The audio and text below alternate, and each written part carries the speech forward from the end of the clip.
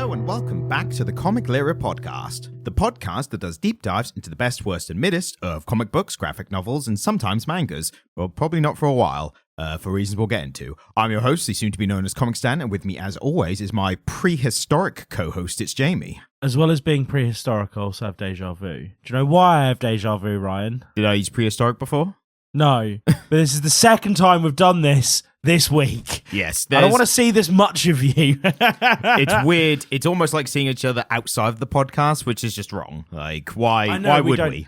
What you guys have to realise is that neither Ryan and I exist outside the podcast. We have a completely white room with two microphones and two cryogenic chambers. And twice a week, the door pops on the chambers and we step out and there's a stack of comic books in front of us. And then we go back to the chamber. That's separately, like we're in separate chambers then. Absolutely, yeah. No, we don't see each other then. So at separate times, our chambers will open and there's just a stack of comic books in a plain white room that we read. And then the second time, both the chambers open at the same time and there's a table with two microphones. We don't know who puts them there. And then we do the podcast and then we get back in our chambers. Yeah, and there's a mirror in both rooms. One that looks like one of those one-way mirror kind of things. I have been wondering about the mirror, Ryan. And sometimes if we don't read the comic or we don't do the podcast, like a voice will come over the tannoy and it just says, "Please resume," or something like that, doesn't it? Yeah, well, I normally get, because that I find that quite agitating, and so I normally end up sedated at that point, so I often don't remember what happens if we don't do the podcast. And whenever we try and mention it on the podcast, it normally, like, we get, like, the electric shock kind of thing. We've gone quite far into this one and not been... It's surprising. You think this part would just get edited out or something. Like, it's weird that they've left. So we're doing Justice League versus Kong versus Godzilla this week. Well, we weren't going to do that this week, were we, Ryan? No, we had a real experience, to put it mildly, with what we were going to do originally. So 5 days ago, on the day that we usually record the podcast, Ryan and I sat and read a comic book together. A manga. And while we were reading it, we were sending some messages back and forth. And you'll never believe this, humble audience, but the messages were, "This is all a bit sexual." Yes. Were we reading pornography, Ryan? No, and normally, if it's just the issue of sexualization in comic books, I think we'd both be like, that's fine. Like, if it's good, it's good. If it's bad, it's bad. But we were reading Dragon Ball and it got weird. Yeah, we thought we were going to do Dragon Ball in honor of the passing of its writer-creator, Akira Toriyama. I'm proud of myself I was able to remember that. So we thought, let's do Dragon Ball. Like, everyone's talking about it. We're late to this whole thing anyway, but let's do it anyway. Let's just memorialize this guy. And for reference, I'm a huge Dragon Quest fan, which is a game that he worked on. So I'm a big fan of his work. I read Dragon Ball as a pre-adolescent, as a kid. The sexual stuff kind of just passed me by at that age.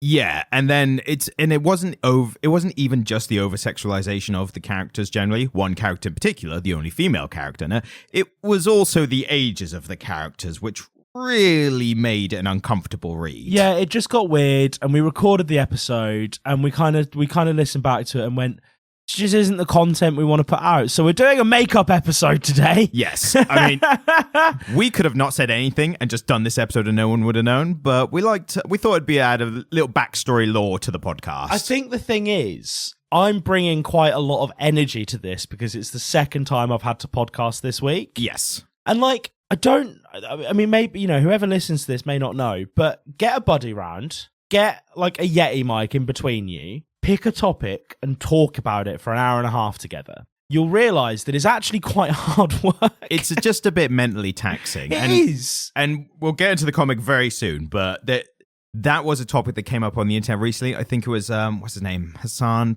Piker or someone like that. I don't know who that is, but he's some political commentator, right? Okay, left wing, but he says a lot of weird stuff. But at one point, he said something like, "Oh yeah, podcasting and live stream stuff is like really difficult, like compared to normal jobs." And everyone was like, "Are you having a fucking laugh?" Right? And then he tried to not backtrack it, but he was trying to explain himself. And I get where he's coming from. If you do anything with any kind of effort over a long enough span of time, it's taxing in some kind of way, whether physically, mentally, or whatever. Do you know what, mate? This is one of my 3 jobs. Yeah. And I do a very grown up very professional job, and then I work in hospitality, and I must admit, this is the morning, and I'm coming off the back of a close shift in a pub, and I'm about to go and do another close shift in a very busy pub on a British bank holiday, and I would rather do that for 9 hours than this. Yes. Our episodes are an hour and a half long. An hour-ish. An hour-ish. Yeah. They are that length because Ryan and I would lose our marbles if they were 2 hours long. Yes. Genuinely. Like this, it seems like it wouldn't be hard work because you're just conversating. You're just having a conversation. But you're not just having a conversation, are you? It's really interesting.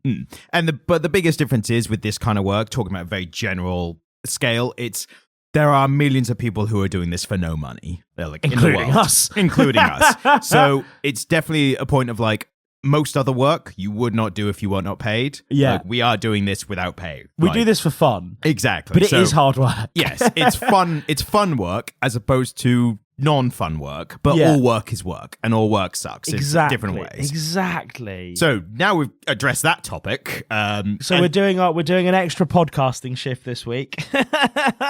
And if we hadn't mentioned, you wouldn't even notice because we're so upbeat and we're so with it, you know? Right? Totally. So, Justice League, Godzilla, Kong. I mean, it's everything I want. I couldn't have asked for more from this title. I particularly couldn't have asked for more from a second title in 1 week. Right? It was chalk and cheese with what we had done previously. The perfect palate cleanser. Yes. Any regular listener will know that I'm not super into DC Comics. But when they land for me, they fucking land. This was Super Shenanigans' best version of it. It was great. And like, there are some things that I want to talk about which kind of scream of serendipity. But I suppose we should probably stick to the format that we've created. Yeah, let's get some credits in first. Yeah, let's do that.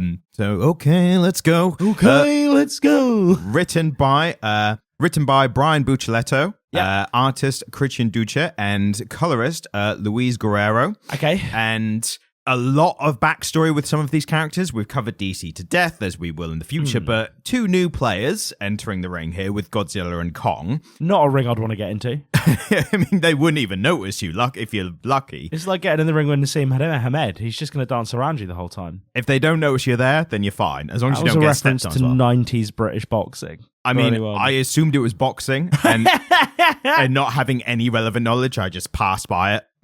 Prince Nassim, man, you need to watch this guy box. He's phenomenal. Mike Tyson and Muhammad Ali.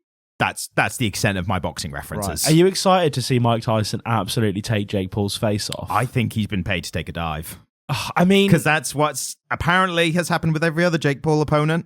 Yeah, but saying. Even if Tyson's been paid to take a dive, you and I both know that once he puts those gloves on and gets in that ring, Tyson does not take a dive. I mean, he might this time. No, he bit somebody's ear off. That man is a fucking how long ago? Like 25 years. Yeah. At one point, he was like a proper pacifist, or no pacifist, but like full on like, I won't throw a punch. And the only reason I know that is because at the roast of Charlie Sheen, he was there with Steve-O. He was at the thing with Steve-O, and Steve-O was like, hey, you could do a stunt. Maybe let Mike Tyson punch you in the face. And Tyson was like, I don't punch anyone anymore. Not even for this. So Steve-O had to run at him while he ran at his fist, yeah. What's interesting about that whole event with Steve-O is that he broke his nose previously, and it was always like crooked. Didn't he re-break it straight? So he re-broke on Tyson's fist, and then some guy, like some old like karate kung fu instructor, like stereotypical look, was like, here, I can fix his nose, and like set it into place. So it fixed after that. Weird tangent, but there we go. So Godzilla from the bloody 50s, famous nuclear war allegory. It's kaiju, isn't it? Yes. Also, apparently, some people like not an allegory for the nuclear bombs. He's an allegory for America, which makes a lot of sense.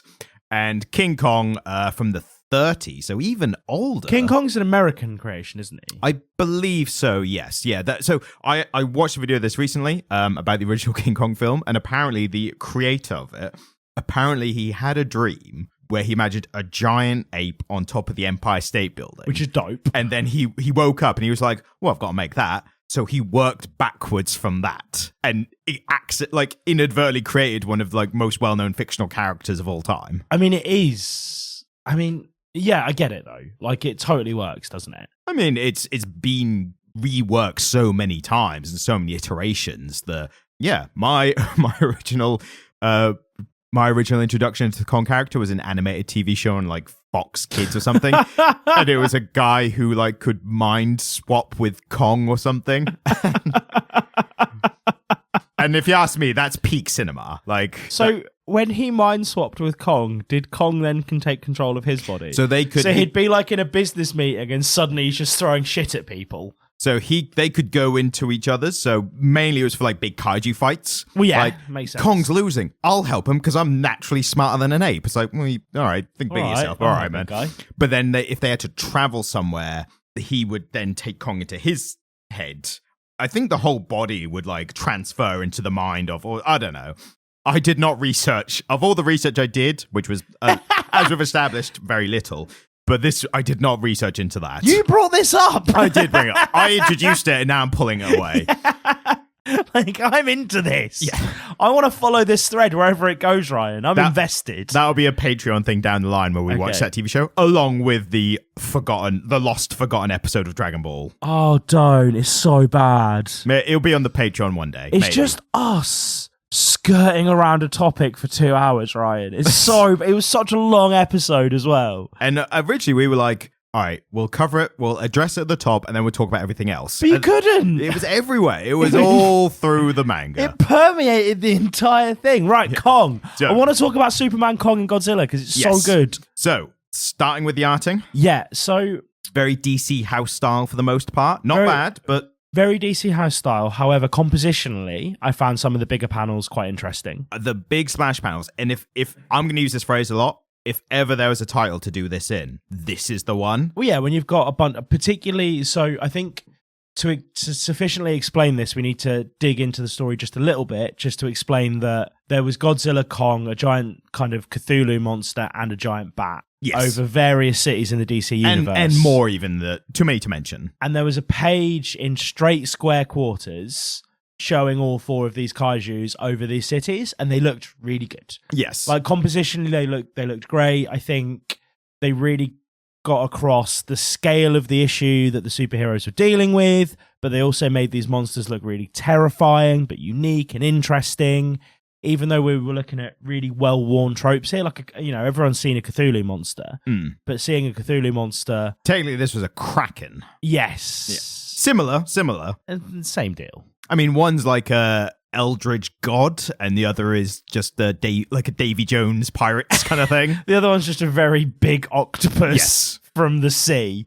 The Johnny Depp ones. Hasn't everyone had a nibble on Johnny Depp, though? I mean, he seems the type, doesn't he? He does. Especially mentally. Have you seen him talk about anything? There with a mega pint of wine, smoking he smokes roll-ups with licorice papers, doesn't he? Ugh. Right? That's if ever a characteristic where it'd be like old 40s child snatcher, kind of like he smokes licorice roll-up papers. Like, ugh, God. And most Americans wouldn't even know what he's smoking. They would assume they were spliffs because he's smoking, like, I could have sworn whenever I've seen him smoking a durry, he's got like a hand-rolled cig. Probably. He's the most hipster of hipsters, the kind to do that, isn't he? Yeah, I mean, he's such a hipster. He's kind of been cool, stopped being cool, and then been cool again. I'd say not cool currently. Not cool currently. That's right. Maybe he'll bring it back. Maybe he'll bring it back. Do you know he listens, right? He's #1 fan. He keeps demanding we do the comic adaptation of Edward Scissorhands. So like, we've told you before, it doesn't exist. Johnny, we've told you. If you want us to do it, you have to write it. God, don't write a comic. We'll have to do it one day. Johnny Depp, if you write a comic, I'll review it. I'll make Ryan review it, and I'll give it a positive review, whatever it is. So yeah. Kaijus. Yeah, so the kaijus look good. Compositionally, I really liked a lot of the panels. I liked, like, 21st century, like, 2024 Bruce Wayne. With a little bit of stubble and, like, short back and sides. He looked good. That was fun. I thought the detail on the monsters was very good, like, more so than the house style. Like, it made them stand out not just from the size, but, like, you look directly at Godzilla and it's, like, so, like... muted colors, like detailed drawings and lines, and like just made him look so different from everything else in the page. Again, regardless of size. Particularly Godzilla. Yes. And I especially liked just the size disparity, like how they showed it. Like it was always like specks of the characters who, because of the way it's laid out, you knew who the characters were. You were just in on them in the normal range, and then it just cuts to like a speck and then the monster next to them. So I think it always did a good job of that. Did a good job of jumping between like fighting, like human size fighting and like kaiju fighting and like going back and forth there, which I think is difficult. Like, give credit to that. I wouldn't know where to start if you were an artist doing that kind of stuff. Totally. So yeah, art overall delivered the story very well and made the monsters look monsterly. Yeah, monsterly. Yeah, to coin me the word. No, it was a pleasing read on that level. Story-wise. I think story-wise, we should say we are just going to cover all of it. Yeah, but I don't... Yeah, so I think... It's not quite the story. It's like we have to follow it chronologically to... Well, because you're a fan of following stories chronologically, and I'm Jazz. So I would like to give a brief like overview of my thoughts on the story and just some of the way they use some of the tropes that I often find galling in comic books. Yeah. So there was this occasional sense of serendipity. So for instance, at Godzilla's first appearance, Bruce Wayne and Lois Lane? Clark Kent and Lois Lane. Superman and his girlfriend just happened to be having dinner on the roof of their office, right? Well, it's explained why they're doing... Well, yeah, I know, but the point is, at the point that we see them doing that, it hasn't been explained because they cut back in time to show us the events leading up to it. It's one of those show the middle at the start, and it's like... Yeah. Hang on, let's rewind 12 hours and... But at that point, you go, oh, they're having dinner on the roof so that we get to see Godzilla from the fucking roof. Yeah. Do you know what I mean? And it was one of those things that, like, it was just such an obvious device that they were using. However, as you've just said, it then zooms back a little bit and it shows Superman going around to everyone saying, oh, I'm going to propose to Lois Lane and I'm going to take a bit of time off work and it's very exciting for me. And it's like, okay, so you've kind of woven it into the story. It's workplace kind of camaraderie and banter. Yeah. Like, and have so you heard Clark's proposal to his missus and all, the water cooler? And, like, you know, Wonder Woman comes to see him and they're like, maybe those two should get married. And she's like, oh, I think highly of you, Clark. I'm so happy for you. Yes. Like, and again, I'm like, okay. All the superheroes are British now. They're all British now. That's my like, polite pleasantry voice. Yes. So I'm having a lovely time. Thank you for inviting me to dinner. But it just kind of felt a bit contrived. Yes, but there's a level of contrivance which I think is just all TV and film and stuff. Like, what are the odds that this significant thing would happen? And then the phone would ring. Like, yes, wouldn't you just be hanging out for an hour and then the phone would ring later? Like, that kind of thing. No, absolutely. It just felt contrived. But then, you know, I enjoyed seeing... actually getting an insight into the relationships between the Justice League members when they're not superheroing, and that was nice. There was a really fun use of what I've come to call the Deus Ex character, where they bring extra characters in. However, here I think it was really well used, because what often happens, i.e. Flashpoint, is that they'll be mid-fight and suddenly a character will appear at the perfect moment and say, ha-ha, I'm here to save the day, I'm a superhero. Yes.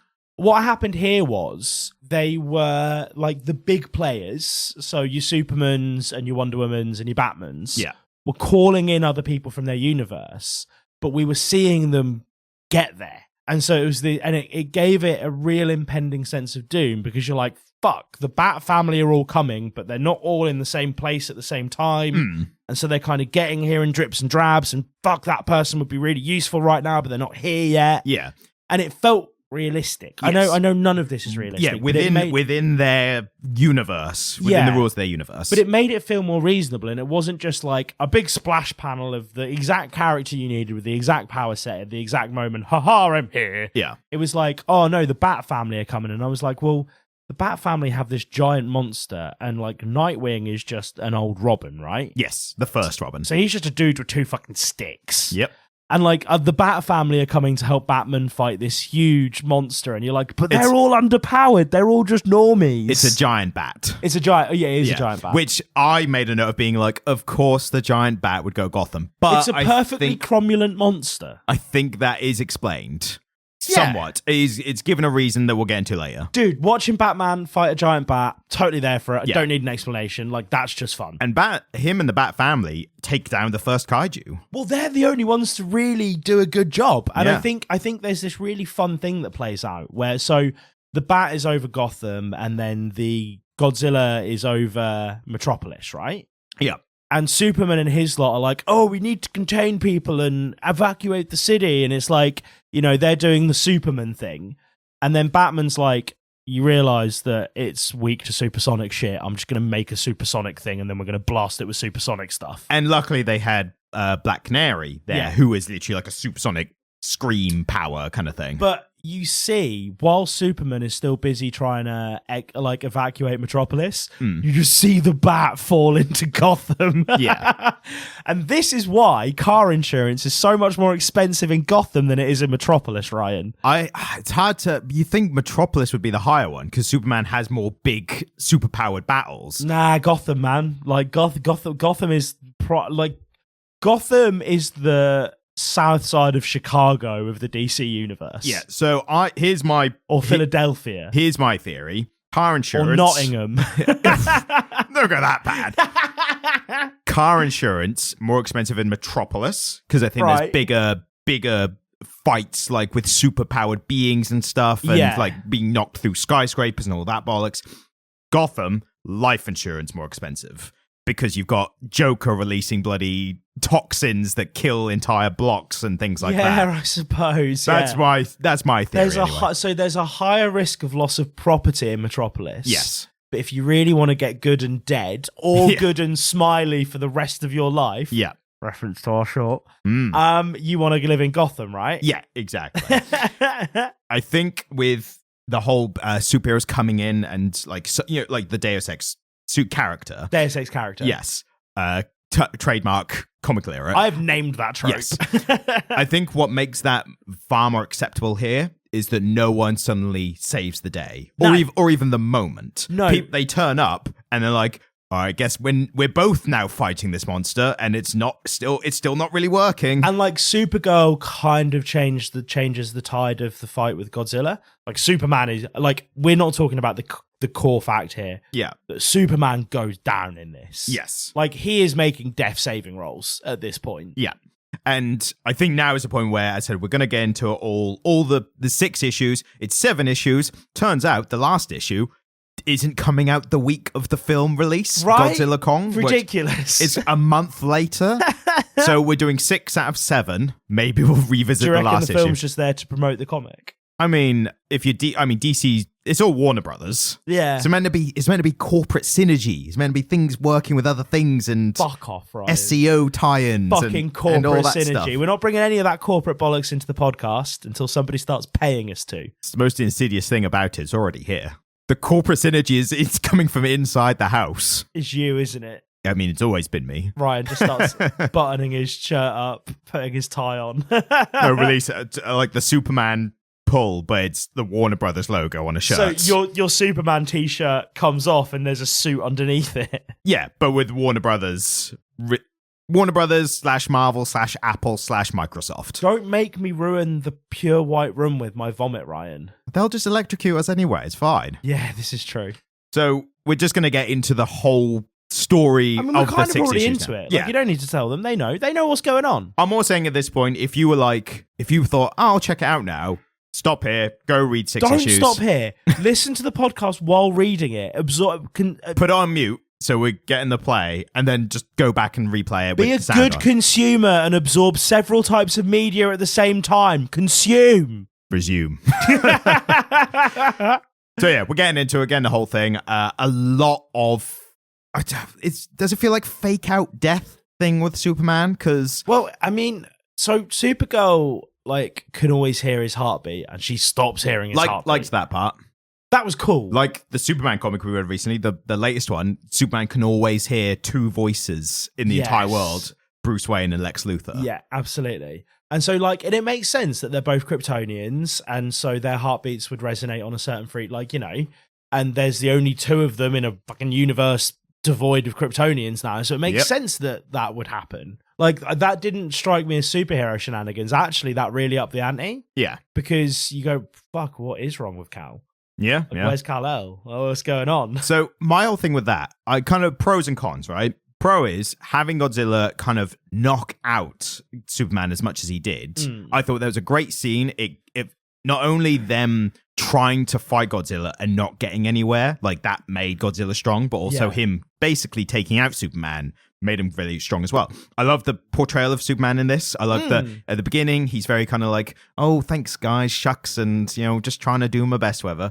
I thought that's classic Superman, quintessential Superman. And then later with him and Shazam, the whole Shazam being like, yeah, I'm just going to try this, whatever. Superman's like, don't do that.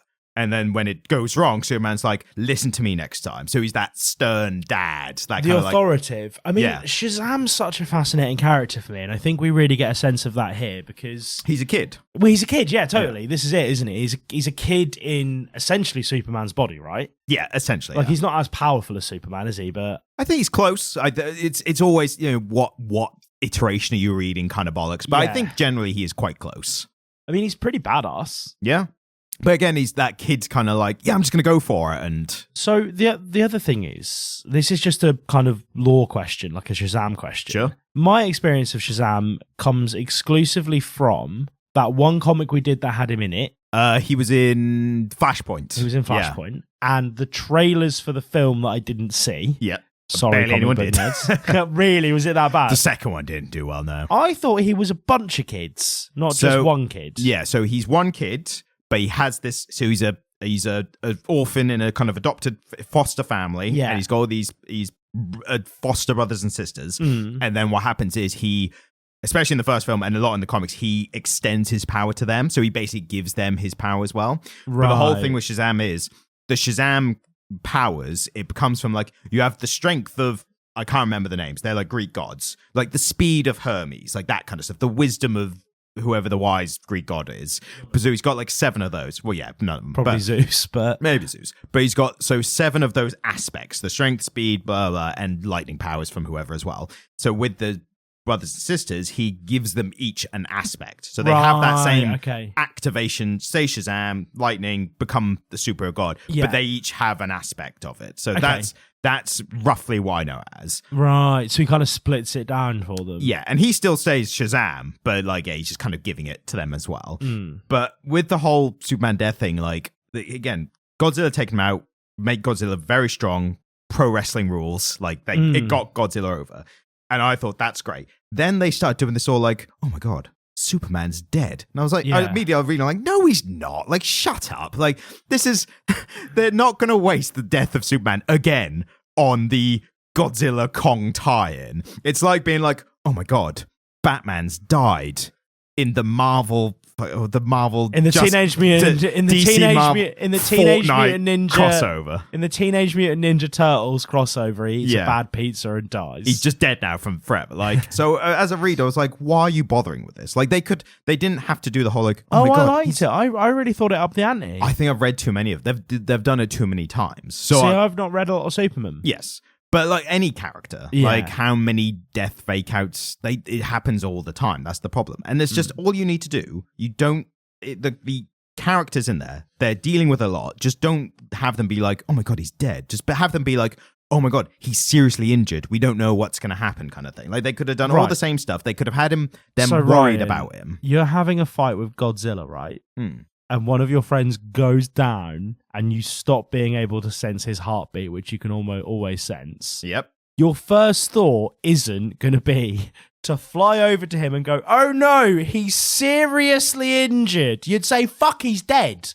Like, I'm sorry, your logic is flawed. No, but this same friend, so you're in this scenario, and the friend who gets attacked in that way has died and come back to life like 100 times already. That doesn't make him any less dead now, does it? He kind of does. If you'd repeatedly died and come back to life and then died again, I wouldn't be like, oh my God, it's for real this time. I'd be like, he's probably all right. Like, in my experience, death is pretty permanent, bro. So I'm talking about this from the outer reading audience thing. I just don't think there was any point, because all it made me go, and again, if you're reading this, you're probably in the weeds of like superhero comics. I don't know. This feels like one for the dirty casuals. I mean, mate, you've got something there. Like maybe someone's a Godzilla King Kong fan, especially for the films, and they've gone, ooh, like Justice. I've heard of Justice League. I'll check this comic out. Yeah, maybe. But all I'm saying is, and this isn't just superhero stuff. This is like any franchise. Like how many near deaths have happened in like fucking Star Wars, right? The last Star Wars film, Rise of the Skywalker. Can't invoke George Lucas. Well, this is This is Disney. post-Lucas, yeah, but... In Rise of Skywalker, there's two kind of death fake-outs, right? Chewbacca gets taken on the ship, they go in the air, ship gets blown up, everyone goes, oh my god, Chewie's dead. Fucking like 5 minutes later, they're like, oh, the other ship got blown up. Anyway, here's Chewie. And then C3... Enough of that is Chewie. Yeah, and then C3PO, right? Yeah. He's like, oh, to access this ancient Sith language or whatever it was, I've got to wipe my entire hard drive, which is a robot death. And they're like, oh no, that's really sad. And then he does it, and then he's like, rebooted, factory reset, like, hello, who are you? How can I help you? And then later he's like, someone's like, oh yeah, I rebooted him again, and he's back to normal now. They did two fake out deaths that were retconned immediately within the same film. But this one was really impactful. I found this really impactful because it served the purpose it needed to, and you've already identified the purpose it needed to serve. It needed to demonstrate how powerful Godzilla was. Yes, and I like that did part. That. Yeah, and that was great. I don't think and I think for the rest of the characters to have responded in the way that you want them to, which is to look over at Superman dying in the street in Metropolis and go, it's merely a scratch. Like the fucking knight in Monty Python, I don't think it would have been impactful. I think this is how it needed to play out, and I found it really good. I think you're coming from the realism within the context, which is like absolutely valid. Like I 100% see where you're coming from. I think they could have just saved time and space within the comic. For what though? Just for extra kaiju fighting, but there was a like I think I got a good amount of kaiju fighting. I think any more kaiju fighting, and I'd have been like, ugh. But again, if any title to do a lot of kaiju fighting, this is the one. Well, no, I know, but there was a good amount of kaiju fighting, and I feel that if they'd glutted it with it, it would have been less impactful. I think taking a moment to demonstrate just how powerful this thing is by essentially insinuating that it was able to end an unstoppable force that is Superman, I think that's really impactful. Right. I think it was a really great storytelling device. I will concede that my argument is nitpicking. Like, it's low on the level. Again, I really enjoyed the whole comic. I think it was all great. But I'm nitpicking in a way where I'm like, you could have made a great thing even better if you I don't think it would have made it better, though. I think that's my point. I don't think it would have made it better to have not had that. I think it's one of the things that I liked about it. Yeah. Tell you what, like, theoretically, like, if we were changing one thing, like, this is my proposed change one thing, so we think of this, right? Instead of them being like, oh my God, he's dead, or whatever, right? What if in the moment, because of all that's happening, they didn't have time to do that level, but then that in itself becomes like the subplot. They're like, we can't stop, we have to keep going, but you have these characters being like, is he all right though? Like, is he going to be all right? Like, that I think would have been more impactful, like attention, rather than being like, well, he's dead, all right, let's move on. I mean, I kind of like that it caused extra tension in other places though, because Supergirl had to leave the fight she was having to go and deal with Kal-El. And she didn't have to. She made an executive decision that she was like, all of these people that might die to this other kaiju are less important to me right now than actually the good in the world that is Superman. Yeah. So I'm off, mate. And to be fair, was it Aquaman she left? Or was no, I think she left Skull Island. She left Skull Island, which had Flash on it? Yeah. No, or Green Arrow, I think. Green Arrow. Yeah. So she left Green Arrow entirely on his own on Skull Island, didn't she? And Green Arrow's just like, yeah, I'll be fine. Well, he said, this isn't my first uninhabited island. And I'm like, dude, what have you been? By the way, him and Hawkeye. They're they're very similar. Yes. Right? Yes. I mean, they are one of the identical characters across these two companies. In my head, but he's more enhanced than Hawkeye, isn't he? Nope. Just good with arrows. Just good. Why? How have they both of the big two at some point have arrived at the conclusion amongst all of these really overpowered people that we definitely need one guy who's just really good, not with a gun, but at archery. I think the archery has like a more kind of primitive, like old of course it does, because it is primitive. Yeah. The Hawkeye's thing with Marvel, is he was like a circus guy who just became really good at that. So what's Green Arrow's thing? So Green Arrow, this is his latest origin. I don't know what it was There's been a before. bunch, I imagine. His latest origins, I know, I got it from the CW Arrow show, which was good at one time. Then they got really bad. And then it got good again, and then bad again. And it just kept going like that. Like Johnny Depp. Yeah. Cool and uncool. So he was a playboy rich kid. He was like Bruce Wayne, but, happy family, But no tragedy, right? And blonde.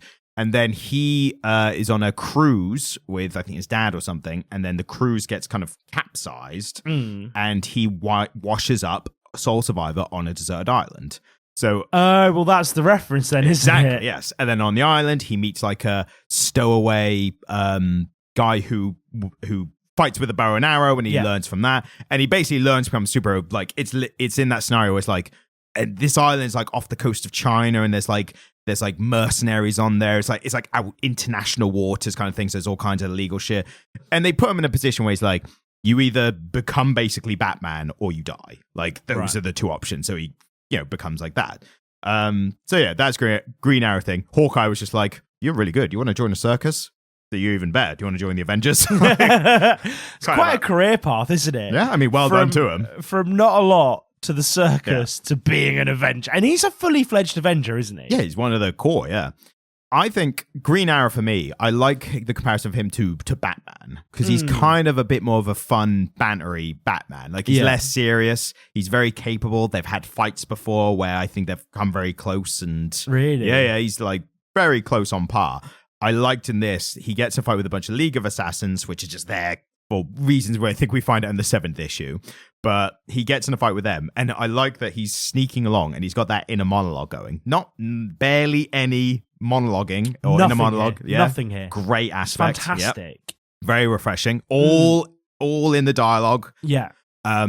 He's sneaking along. He's like, maybe I can take out these League of Assassins one by one in his head, and then he turns around, and they're just all staring at him. Yeah. And I it genuinely made me laugh out loud. Which for a comic, anytime it does it's that, funny. It's like, that's great. It was funny, wasn't it? He goes, did you just hear me saying a load of stuff out loud? And I had to be like, wait, was he internal monologuing or was he external monologuing? Talking to himself, yeah. And then, but in that part, he tries to take them on. Very quickly, he's like, I cannot take on all these people. So fires an arrow, an explosive arrow, and just blows himself off the ship, basically.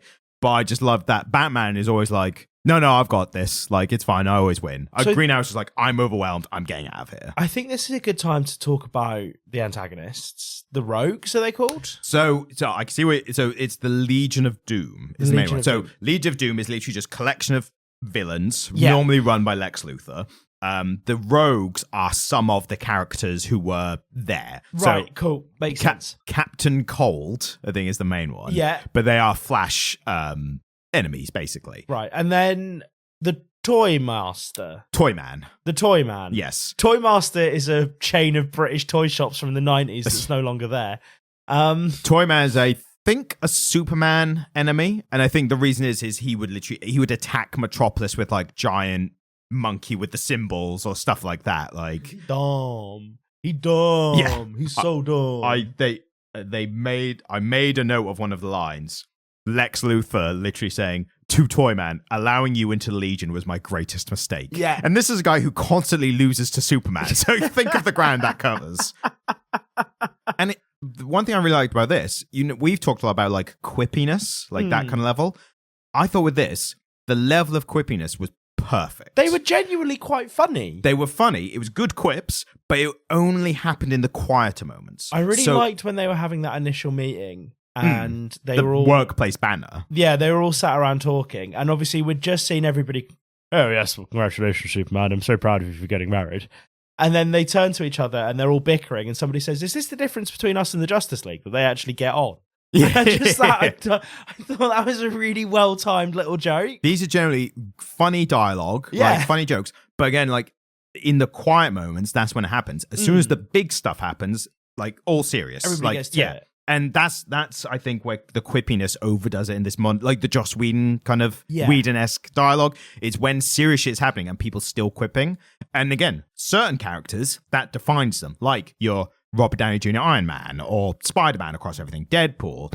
But most characters, when the shit hits the fan, that's when it's like, right, stop joking for a minute. Let's actually deal with the kaiju. And the thing is, the characters who do use humor to deal with things are the characters who have often experienced the most trauma. Yes. Like Robert Downey Jr.'s Iron Man, a whole facet of his character is that he did not have a good relationship with his parents who are now dead. Yes. And Deadpool is like, he had to leave his fucking wife because he was riddled with cancer and didn't want her to see that. Yep. Like, these are characters who are using trauma to deal with... quips to deal with trauma. Yeah, who have been using humor to deal with their trauma for their whole lives, and now they can only use humor to deal with tense situations, right? And so it makes sense, doesn't it? But here, you're so right. When the shit hits the fan and things are happening in this text, everybody's quite serious and sort of getting on with their job, other than the toy man, who's a fucking idiot. Yeah. They're all just getting on with their shit. But then when they're just chatting, although there is one moment where Flash cracks funny, when that kaiju basically opens a prison full of supers. Yeah. And he's like, oh, we've had a slight... I can't remember his exact word. So please return to your cells. Yeah. He comes in, he's like, we've had a monster break open the prison. Please return to your cells now. And you're like, that's quite funny. Yeah. But Flash, I will excuse as well. He's kind of a quippy character. But I think for him, he is moving and processing things so far. So he's... My experience of Barry is unfortunately that he's... Flashpoint. Yeah. My experience of Barry is that he's not the sharpest tool in the shed. And when today... I was reading this and he mentioned, I really hope that I get there with Iris, but she doesn't even know who I really am yet. I'm like, no, because if she finds out who you are, Barry, she's going to realize you're a fucking moron. Yep. I thought that was really interesting. They've kind of picked spots for all this to happen in the timeline of the characters. Yeah, and it just came together really well, didn't it? At this point, like in the comics generally, Lois and Clark are married. Yes. Like they've got kids. So it's interesting that they were like, let's have them about to get married, like about to propose for this point. Like I thought it worked for the piece, but it felt like an odd choice to me. Not because I had any issues with the choice, but just it was kind of like, oh, why that part in particular? I suppose this is the charm of a crossover title like this. Oh yeah, you can do whatever. Yeah, and I suppose if this was coming as part of like a normal Superman run, it would need to tie in with where they are at chronologically with the current version of every character, right? 100%, yeah. And so you've got kind of suboptimal versions of each character turning up to the book. Like, you couldn't have a Barry... Is he Barry West? Barry Allen. You couldn't have a Barry Allen who is right at the start of his relationship with Iris just for him to make that comment. Yeah. You couldn't have a Superman who didn't already have kids. Like, it was important that all these characters came to us in the kind of version or the point they were at. Yeah. And I suppose you only get that with a crossover title like this that is this contained, that doesn't need to feed into the wider universe or whatever. I think it helps that, like, if you're the writer of this and DC are like, hey, we're giving you Justice League versus Godzilla versus Kong. And he goes, is it canon? And they go, no, just a one-off. It's like, great. Yeah, like, I don't have to worry about all that other bollocks. It must be so challenging. I've been reflecting on this a lot because I have shat on a lot of comic books. Yeah. In the process of making this podcast. And then we always talk about how they don't like taking risks with these older characters and, the constant rebooting and changing and stuff. But imagine if you today got handed Superman. Yeah. They were just like, right for Superman. You're like, oh my God, I mean, really, I need to... Firstly, any idea I have, I need to cross-reference with fucking 80 years of Superman comics. Yeah. Just to make sure that exact thing hasn't already happened. Because let's face it, they've been churning this shit out, weekly? Since the 40s. Let's say monthly, but even still. Well, but there will be a comic that has Superman coming out at least once a week. But at times, over definitely. the whole DC universe, like he turns up everywhere, doesn't he? And so you're like, every time you go to write a Superman story, you're like, well, there's just this ever-growing corpus that's really dense, full of stuff that I need to cross-reference every time I want him to fart.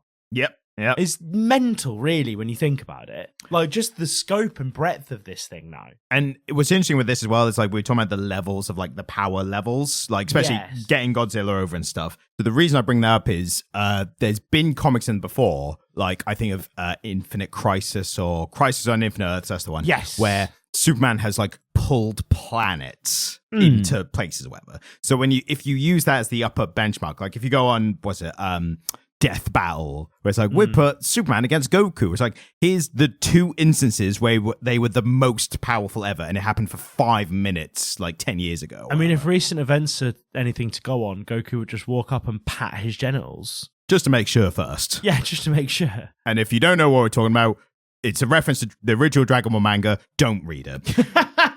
Just don't. No. So Superman has pulled planets across. So then when you get stuff like this, because it's not canon, you can more easily say Superman's strong enough that he can punch Godzilla enough that he can feel it, but that's it. Exactly. And so I think like that's an interesting thing where you have to kind of discern like what the power levels are of these characters. And the writer made it far more interesting by making Godzilla way more powerful than the Justice League. They did. I mean, I can't stress enough how much of a fantastic job they did on this. Yeah. Like it was thorough. I mean, I don't know if it's because I was reading it a bit tired after a close shift, second one in a week. Like I was just ready for anything to be good. I was just ready to enjoy it. Yeah. But I really did enjoy it. What I thought of was, and again, I thought this was great, and then now we're talking about it bit by bit. It's like I think it was even better. Yeah. The main takeaway I had, just even from the start, from like the first issue, I thought this is the kind of title where it's already a gimmick title. Yeah. It doesn't matter, but really. lean into it. Exactly. Have fun with it. That's exactly the note I made. Let's have fun with it. But they got the fun levels. I feel like the fun police. Like you got the levels of fun just right where it's perfect. Not too much fun, but still a bit of fun. It was never camp. Yeah. No, well, camp in the right places. Yeah. And like, I think what's really interesting here is often we come in very much on the same side of things. And it's like, we will both observe the same things that we did and didn't like. Whereas today we've come in quite hot, and actually the things that I didn't like, you have an answer for, and the things that you didn't like, I actually think really aided the story. Yeah.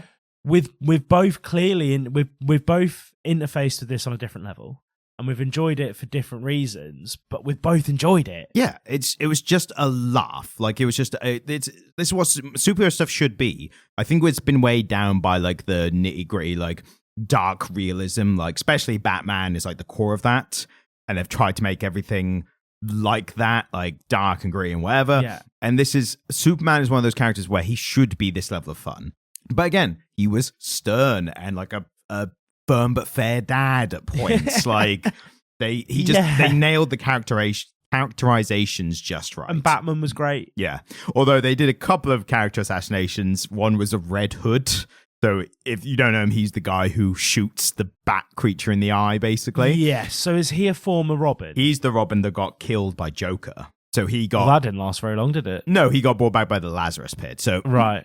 Was he the second Robin? Second Robin, yeah. Right. And his whole thing was he got killed by Joker, and then decades real time later, the mysterious Red Hood character appeared, was Batman's equal and stuff, but like killing villains, and then it turned out it was Jason Todd. And that, at the time, Jason Todd then was like, he's dead, and he's dead for good. So that was one of the first major, like, character died decades ago, now brought back, major storyline. But his whole thing, he's meant to be like, not evil Batman, but he's a bit kind of like Punisher Batman, if that makes sense. Right. Like, but now he's been folded into the Bat family, which I think was a bad decision, because now it's like, well, you can't kill criminals and be part of Bat's family. Like, so now he can't kill anyone, but he's like, come on, let me kill the Bat. It's like, no. He's like, oh man, like shucks. And in Batman. this, he was the impulsive, angsty, rebellious teenage Robin. Essentially, he was just like, I'm going to shoot him in the eye. Bat's like, don't do that. That's dumb. He's like, no, I'm going to do it anyway. Like everything goes wrong, and everyone's Wasn't like, it one of the other Robins who was like, don't do that? I think Batman and Dick, like... I think, so Nightwing, because I like Nightwing here. Dick Nightwing Grayson. was fun. Dick Grayson. Yeah. We should do some Nightwing. Yeah, there's a really well-received Nightwing comic that I tried and I didn't get along with. Right. But it was one of those ones where, like, you know, if you read or watch something, you can objectively recognize it's really good. Yeah. But it just doesn't do it for you personally. Yeah. So it's one of those you have to say, like, I agree with everyone else's take. I'm not disputing it. I'm not challenging anyone saying it's bad, actually. It's very good. It wasn't for me. You just didn't like it. But I'd be fascinated to see what your interpretation of it would because, be. like, I mean, again, this is one of the things that always happens to me when I read a big DC ensemble thing, because I'm more familiar with Marvel now. Yes. You know, generally with Marvel, I kind of know who everyone is, and, you know, most of the time I kind of get what's going on. But with DC, we've not done that much DC. I think what doesn't help is the Marvel films have been more successful, and you've seen more of them because of that. Yeah, DC has been a lot more sporadic, and yeah, and so you're absolutely right. Like Marvel is just way more present in the popular consciousness, isn't it? Yeah, and so as somebody who was a kind of casual observer of comic book cinema, superhero cinema, I've just absorbed a bit more Marvel than DC. But every time we do a big DC ensemble thing, I often come away from it going, oh, because I remember we after Flashpoint, I was like, oh, I'm intrigued by Wonder Woman. And I've come away from this one going, oh, I'm kind of intrigued by the Bat Family at the moment. Like, I'm intrigued by Nightwing. I'm intrigued by the Red Hood. I definitely want to do some Nightwing with you. Well, like I said, there's a really good one, so we can definitely do that soon. Again, be interested to see what your take is. Nightwing's an interesting one because he feels like Batman light, but they have, like, writers have really tried to make him his own thing. That's kind of cool. What's cool about him is that he kind of rejected the Batman mantle in a way. And not explicitly like Batman was like, you're gonna be Batman now, and he was like, nah. But it was more like he kind of rejected Batman's like obsessive war on crime. Yes. Whereas Nightwing was more like, look, I want to help people, like I'll help you with stuff, but I'm also gonna live a life, like I'm gonna be my own person as well. Batman is Batman all the time, unless he's undercover as Bruce Wayne, essentially. Yes. So Nightwing's more like a wholesomer version, a more well-adjusted. And this is despite his family getting like killed in front of him, basically. It was But do you think that's potentially because he had a father figure in Batman? Maybe. That's why he's more well-adjusted. But then Batman had, I was going to say Batman had Alfred, but I suppose it's weird when your father figure is paid for. Yeah, it doesn't Maybe help. a little different. Do you know much about attachment theory? Yes, but for the listeners, why don't you explain for them? It's the prevailing psychological theory at the moment about the way that we build attachments and how so much of our character is based on the attachment we have to our parents, basically. Right. That was a very, very abridged explanation of attachment theory. If you have even a passing interest in psychology, you'll probably understand it better than I do. I will say it was far better than your explanation of the 80-20 principle. Which I'm still not happy with the way I explained that, and we're never coming back to it. That is my standing take on the topic. It's done. We've addressed it. We're moving on. Yeah. But yeah, no, we'll definitely do some Nightwing at some point. Cool. Yeah, because he was good. He was fun in this. Yeah. I mean, everyone was kind of fun in this. Aquaman could go fuck himself. He was just like, protect the dome. Like, all right, man, cool. Like, he's just such a shit character. I mean, Aquaman's that kind of one where the stereotype is like, well, he talks to fish, and he's Superman underwater, but he talks to fish. I prefer fish head Aquaman from Invincible. Yeah. I prefer him. Who just sits there bored on his throne. Yes. But then with Aquaman, they'll go way too far the other way to make him interesting. So they'll get to a point where it's like, what's your powers, or whatever? And he's like, well, I can activate the pre-evolutionary, like, reptilian fish part of your brain and give you a seizure. Yeah. And there's like, Jesus Christ, like, you got it's have you ever the joke from the New Girl, the character Winston New Girl, there's the running joke in that where it's like his pranks are always like, what if we leave a feather next to his car? Yeah, it's like, that's nothing. Like, what? It's like, what if we take him to the desert and beat him? It's like, no, there's you get in the middle. I think the thing that intrigues me about Aquaman is that I've seen some modern Aquaman stuff where he looks more like Jason Momoa. Yes, and that was a big plot to like get him cool again. But why have we still got shit blonde Aquaman? Because this is the Aquaman template. Do you know still. what his character model most reminds me of? Long blonde hair. You're never going to get it, so I'm just going to have to tell you. You know the episode of Rick and Morty where they go to the magical land that he created for Beth? Yeah. And her friend is still in there, and he's been humping the monsters and breeding with them to make flesh. Right. And he's skinny, long hair, and a blonde beard. I'm fairly certain Aquaman is not having sex with the fish. Well, I mean, what the fuck else is he doing down there, Ryan? Well, he's got Mira down there with him. I don't know who Mira is. She's the one that Amber Heard played in the Aquaman film. But yeah, Aquaman, he was one of those characters like a lot of others. They were like, we need him in here just for like the ensemble part. Because he's a Justice League core, isn't he? Yes, yeah. He's part of the ensemble, but really this was about Superman, Batman, Shazam, Flash, Green Arrow. Wonder Woman to an extent, she was kind of on the outskirts as well, wasn't she? Supergirl, yes. So I fucking love Supergirl. Yeah. She's my favorite DC superhero. I'm going in. She's my favorite. Supergirl's so this was an interesting thing, and I've thought about this with like superhero characters. It's weird how certain characters get well written stories consistently to make them like favorites, right? Like Spider-Man's one of my favorite characters. His comic runs have not been great. They are often hot garbage. They are often hot garbage. They're hot garbage, Ryan. Although buzzing for when we do Ultimate Spider-Man by Jonathan Hickman. Oh God. Did you like it? The first issue was amazing. Barely any Spider-Man in it, and it was amazing. I'm saving myself like a couple of issues so I can read them like in a bulk. Is that one that we're gonna end up doing? 100%, yeah. But then Daredevil, like, but in the past I was like, yeah, I like Daredevil. Like, he's not one of my favorites, but I like him. But his writing has just been so consistently good. I was like, well, he's one of my favorites now because he's just been really well written. Supergirl. Obviously, I had that amazing Tom King run because it was Tom King. But that one before, I don't know who wrote it, but she had that storyline about becoming a Red Lantern and like about anger and stuff. That was really good, like out of nowhere. So I don't know if it's just because I've formed an attachment to Supergirl through that one Tom King comic and the other Supergirl comic that I read years ago. We've not been able to work out which one it was. I think that was the Red Lantern run. Potentially, yeah. She has the same kind of story. It kind of gives her a good chunk of Kal-El's.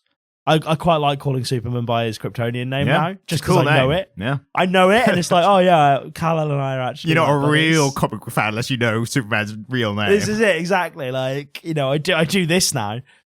She has like a Smallville-esque thing on a farm with a family. Does she? Yeah. In the one I read. Yeah. Okay. I think she was living with the Kents, the Superman's potentially. Parents. I think so. But no, it's just whenever I see her turn up in something, I get a bit excited. Yeah. So was it her or Miss Marvel who had the awful white costume with the triangle boob cut out? That's Power Girl. So she's like another female-esque super. She's not Kryptonian or anything, but she's like that kind different of thing. Person. Yes. Because I for a minute in my head, I thought that was Supergirl, and I was like, I've never seen anything of that ilk. I've only really read modern Supergirl stuff, and it may well be that actually if I was reading older stuff with her and the dog and it was all a bit camp and kitschy, I wouldn't be as into it. But no, whenever she turns up, she's always great. And for me, it's like she is a more relatable, grounded Superman character. Yes. Because she's Kryptonian, so she is as powerful as Kal-El, right? Like, she must be. I think she's a bit more grounded because she's a bit more out. Like, Superman's very wholesome because he had a very wholesome upbringing. She was brought up on Krypton and then came over as a teenager and is now, like, apart from Superman, her cousin, very alone in the world. Like, Superman has Earth roots because he grew up here. Everyone she knows and loved has died on Krypton, and now she's kind of had to make a new life on Earth. So I think that's grounded her a lot more than Superman. Superman is pretty grounded, but like, she's had a different kind of go of things, and it shows in the characterization, which is the most important thing for writing these kind of characters. And she's great here. Yeah, she's takes up the slack. Like, as soon as Superman's down, she's like, right. There needs to be a Kryptonian. I'm doing this now. Not even without even saying it. She just starts doing it already. So little bonus: Guy Gardner may or may not have got killed in issue 6, which in a very, very low key, like, oh no, they killed Guy. It was like Kenny, like, I was like, oh no, they've killed Guy. And I was just like, Guy. He has some fans that felt Tom King assassinated his character in the Human Target run because he was an absolute arsehole. But Guy Gardner's always a knob, isn't he? Guy Gardner is an arsehole, yeah. There's a famous panel. I like him. Yeah, he's fun. I like reading him, yeah. There's a famous panel of him when, Justice League America. So that was the one that Batman was on as well. That was the group that was the core story of this Human Target series. Right, yeah. So it's like it would come from one of these people in this old Justice League group. There's a thing there where Guy's kicking off and Batman's like, if you don't shut up, I'm going to punch you. And Guy does his whole song of dance of like, well, one, I've got the ring, so you couldn't punch me anyway. But even if I didn't have the ring, like I still would be able to take you. And then someone's like, maybe we should take the ring off and show him. He's like, yeah, I will. I'll take the ring off. And then Batman just clocks him. And it's like a giant splash page of just Batman punching Guy Gardner. It's the point where Guy Gardner's like, without powers, I could have him. About the Flash. And you're like, I'm not. That was Hal Jordan. Oh, was that? Sorry. Yeah. And he was saying, I think if they both didn't have powers, he'd be faster than him. Yeah. And everyone's just like, whatever.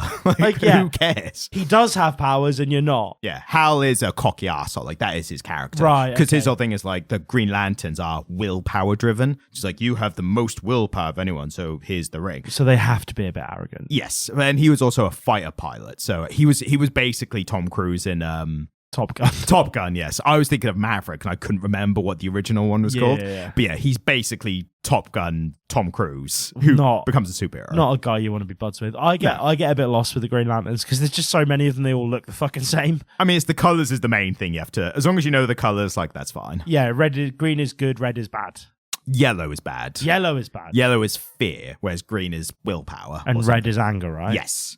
And then orange is greed, I think. So how hardcore was Supergirl when she also had Red Lantern powers? Pretty hardcore. I mean, yeah, there's multiple times where superheroes become lanterns as well. Like, you know, it's like an interesting thing that happens in a run. Superman in the Injustice one became a Yellow Lantern. That was when he became a dictator. So obviously he had the fear lantern powers as well. Sorry, Superman became a dictator? In Injustice, you know, like, so his dad's a Nazi and he's a dictator. Oh, Elseworld.